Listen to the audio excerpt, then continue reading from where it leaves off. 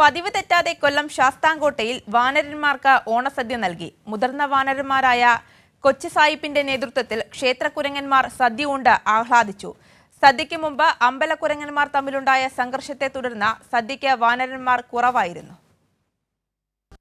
ശാസ്താംകോട്ട ക്ഷേത്ര ഊട്ടുപുരയിൽ തൂശനയിൽ ചോറ് വിളമ്പി പരിപ്പും പപ്പടവും അവിയലും തൊടുകറികളും പായസവുമായി വാനരന്മാരുടെ ഓണസദ്യ അങ്ങനെ കെങ്കേമമായി.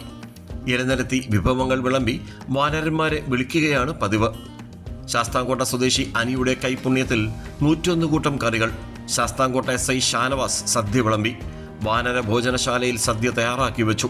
സംഘത്തിലെ മൂപ്പൻ കൊച്ചുസായിപ്പും ചിങ്ങനും കുട്ടനും ലക്ഷ്മിയും വാലുമുറിയനും ഒറ്റക്കയ്യനുമൊക്കെ ആദ്യപന്തിയിൽ തന്നെ എത്തിയിരുന്നു. തമ്മിൽ തല്ലിയും കലഹിച്ചും വാനരന്മാർ സദ്യ അങ്ങനെ അലങ്കോലമാക്കി. അതേസമയം സദ്യയ്ക്ക് മുമ്പേ വാനരപ്പട ഏറ്റുമുട്ടിയിരുന്നു. തിരുവിതാംകൂർ ദേവസ്വം ബോർഡിന്റെ ശാസ്താംകോട്ട ശ്രീ ധർമ്മശാസ്താ ക്ഷേത്രത്തിൽ വർഷങ്ങളായി നടക്കുന്ന ചടങ്ങാണ് വാനരസദ്യ. MV അരവിന്ദാക്ഷൻ നായരായിരുന്നു ഇന്ന് സദ്യ നൽകിയത്. എല്ലാ വർഷവും ഓണത്തോടനുബന്ധിച്ച് ഉത്രാട ദിവസം വാനരന്മാർക്ക് പ്രത്യേക സദ്യ നൽകി വരുന്നുണ്ട്. ഇത് എല്ലാ വർഷവും തുടരുന്നതും അവർക്ക് വളരെ ആശ്വാസകരമായിട്ടുള്ള ഒരു കാര്യമാണെന്നാണ് ഇതുവരെ കണ്ടിട്ടുള്ളത്.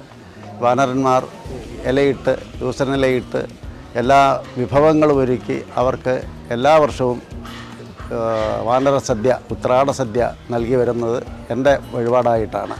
അതേസമയം ക്ഷേത്ര വാനരന്മാരുടെ ഊരു നിയമം പാലിക്കാത്ത വാനരന്മാർക്ക് ഭ്രഷ്ട് കൽപ്പിച്ചതോടെ പുറത്താക്കപ്പെട്ട കുരങ്ങന്മാർ ചന്തക്കുരങ്ങന്മാരുമായി ചേർന്ന് മറ്റൊരു സംഘവും രൂപീകരിച്ചിട്ടുണ്ട്. ഈ 2 സംഘങ്ങൾ തമ്മിൽ സംഘടനവും പതിവ്.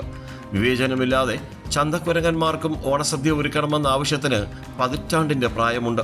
രാജ്കുമാർ, കൈരളി ന്യൂസ്, കൊല്ലം.